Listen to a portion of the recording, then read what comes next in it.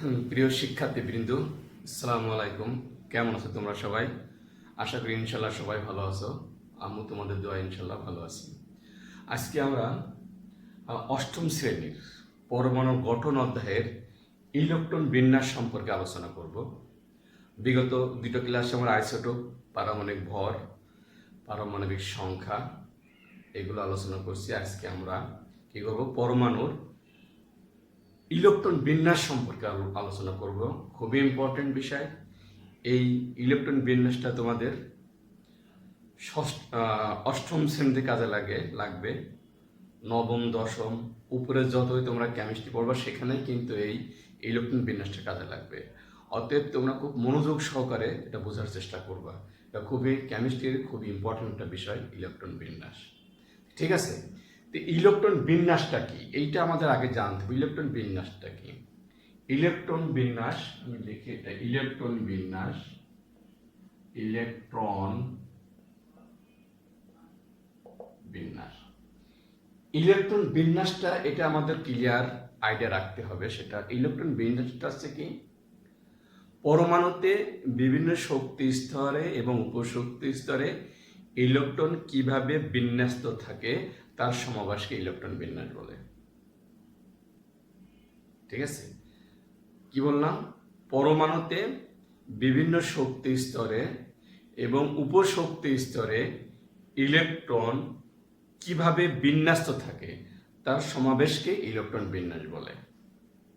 বা আরো সহজ ভাষায় তোমরা অষ্টম শ্রেণী যেহেতু এভাবে মনে রাখতে পারো, পরমাণুতে বিভিন্ন শক্তি স্তরে, পরমাণুতে বিভিন্ন শক্তি স্তরে বা বিভিন্ন কক্ষপথে ইলেকট্রনগুলো কিভাবে বিন্যস্ত থাকে তার সমাবেশকে ইলেকট্রন বিন্যাস বলে।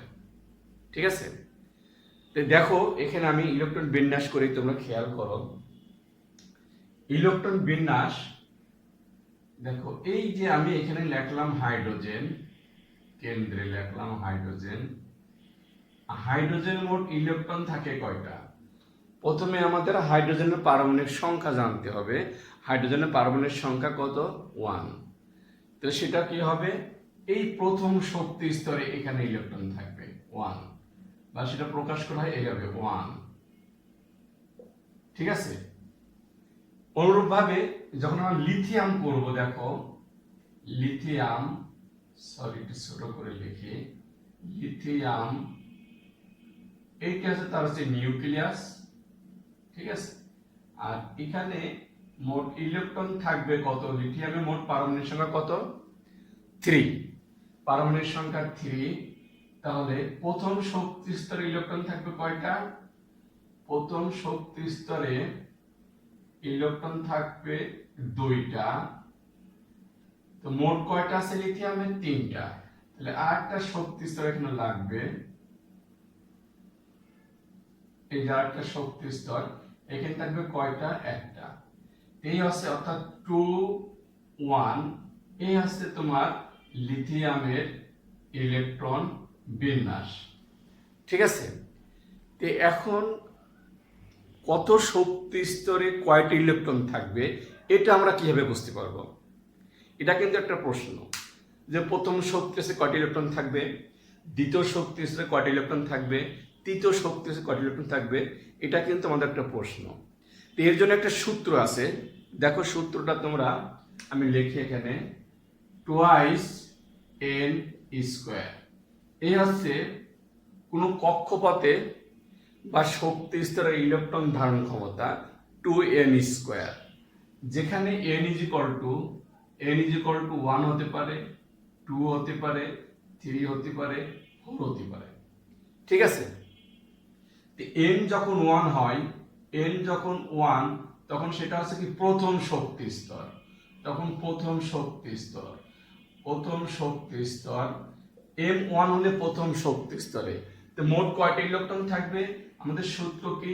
টুয়াইস n স্কয়ার, যেখানে n সমান কত? 1 স্কয়ার সমান হবে কত? 2। অর্থাৎ তাহলে এই সূত্র থেকে আমরা বুঝলাম যে প্রথম শক্তি স্তরে 2টি ইলেকট্রন থাকবে। রাইট? এরপর দেখো, আমরা যখন n সমান 2 ধরবো, n ইজ ইকুয়াল টু 2, তখন সেটা হবে কি দ্বিতীয় শক্তি স্তর। দ্বিতীয় শক্তি স্তর সেখানে মোট কয়টি ইলেকট্রন থাকবে?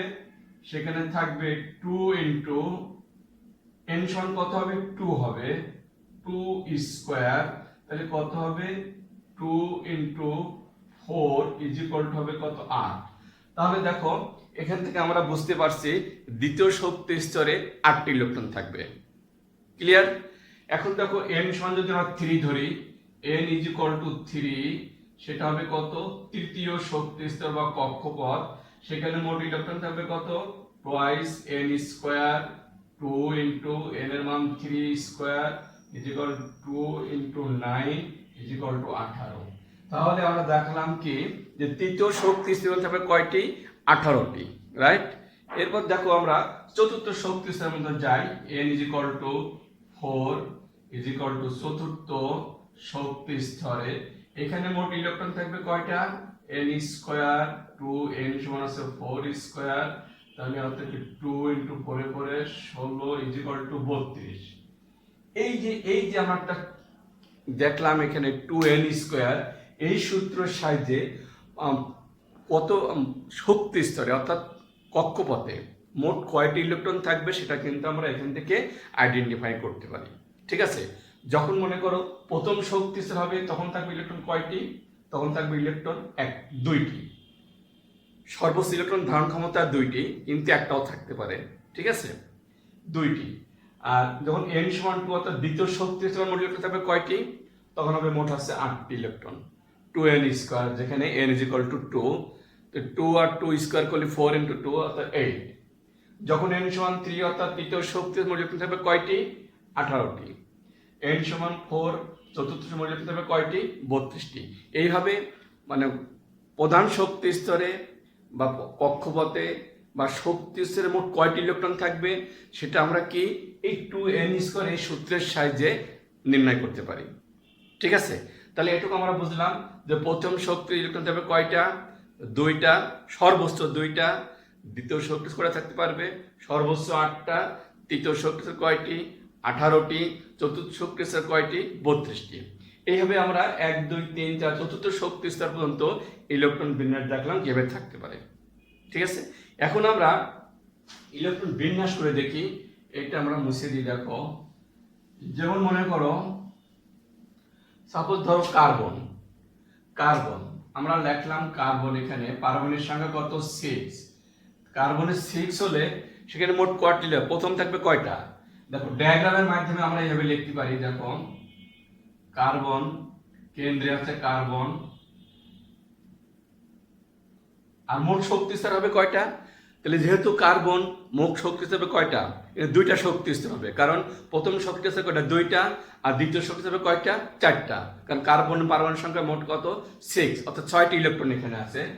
তাহলে এই যে আমরা প্রথম শক্তি স্তরে এই যে প্রথম শক্তি স্তরে আমরা দিলাম কয়টা? 2টা কার্বনের। এই যে এখানে একটা ইলেকট্রন, এখানে একটা ইলেকট্রন এই কার্বনের। আর দ্বিতীয় শক্তি স্তর কি হবে? দ্বিতীয় শক্তি স্তরে ইলেকট্রন থাকবে কয়টা? দ্বিতীয় শক্তি স্তরে কয়টা? আর আছে মোট কয়টা? মোট 6টা। তাহলে এখানে হবে কয়টা? 2টা, এখানে হবে 2টা। এই হচ্ছে মোট কার্বনের ইলেকট্রন বিন্যাস। অর্থাৎ যদি সাধারণভাবে লিখি 2, 4, এই হচ্ছে তোমার কার্বনের ইলেকট্রন বিন্যাস। যদি ডায়াগ্রামের মাধ্যমে বলতে হয় তাহলে এইভাবে করবা। প্রথম শক্তি স্তর কয়টা? 2টা। দ্বিতীয় শক্তি স্তর কয়টা? 4টা। এই মোট 6টা। এইভাবে যদি আমরা বলি অক্সিজেনের কত? সেটা হচ্ছে 8।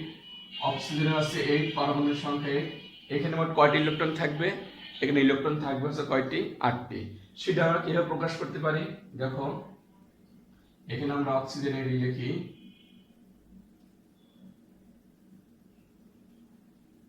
প্রথম শক্তি স্তর, দ্বিতীয় শক্তি স্তর। তো প্রথম মোট ইলেকট্রন আছে কয়টি? 8টি। তো প্রথম শক্তি থাকবে কয়টা? প্রথম শক্তি থাকবে আছে 2টা।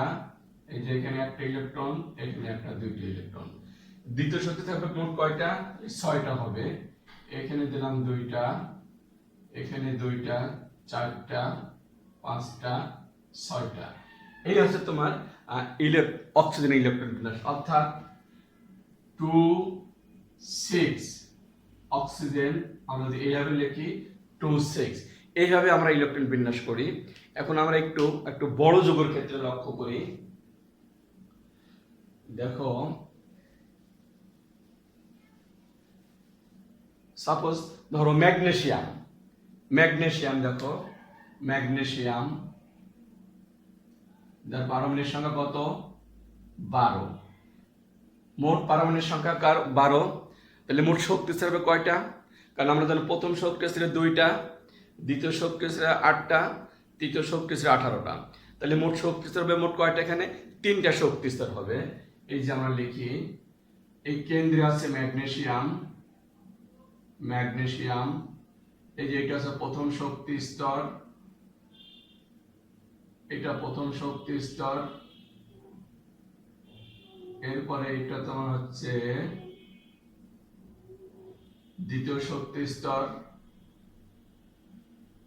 এরপরে এইটা তোমার তৃতীয় শক্তি স্তর, এটা তৃতীয় শক্তি স্তর।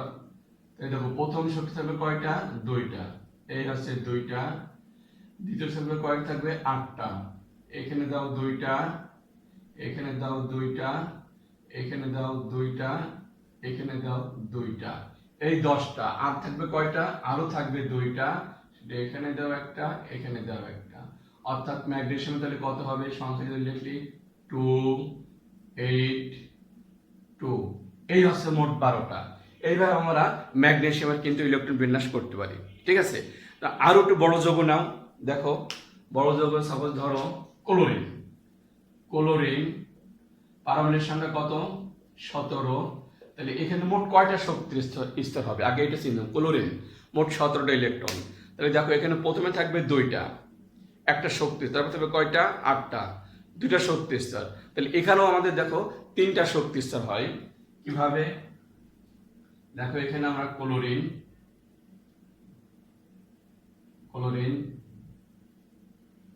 1 2 3, এই হচ্ছে আমাদের শক্তি স্তর গুলো। তো ক্লোরিন প্রথমে থাকবে কয়টা? 2টা,